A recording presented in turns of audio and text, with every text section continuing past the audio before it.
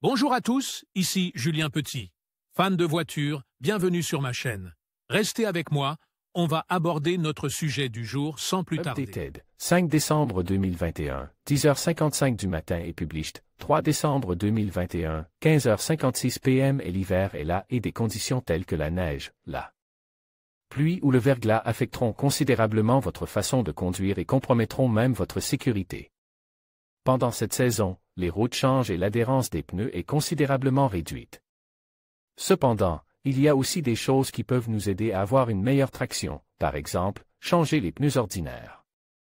Pour des pneus d'hiver ou le système de contrôle de la traction, TCS, qui est l'une des fonctions qui s'avère pratique pendant l'hiver. Dois-je activer l'antipatinage dans la neige? Le système de contrôle de la traction n'est pas très efficace pour la conduite dans la neige, c'est-à-dire que si vous êtes bloqué dans la neige, l'utilisation du système de contrôle de la traction pourrait faire plus de mal que de bien.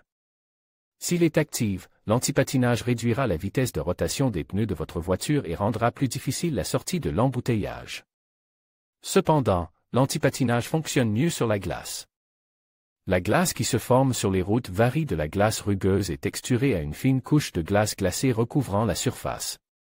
Pour ce faire, il utilise des capteurs qui détectent le patinage ou le dérapage des roues motrices et, le cas échéant, les freins sont automatiquement appliqués et, dans certaines versions de l'antipatinage, la puissance des roues concernées est également réduite, jusqu'à ce que le patinage des roues soit similaire à celui des roues non motrices.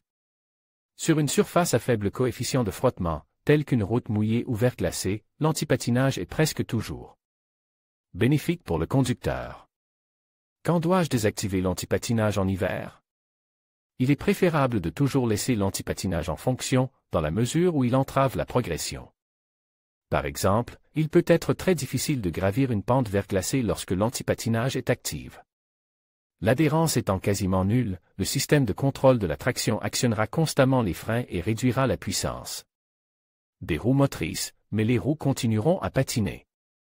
Dans ce type de cas, la désactivation de l'antipatinage peut aider à obtenir plus de traction et à gravir la pente. Vous pouvez être intéressé par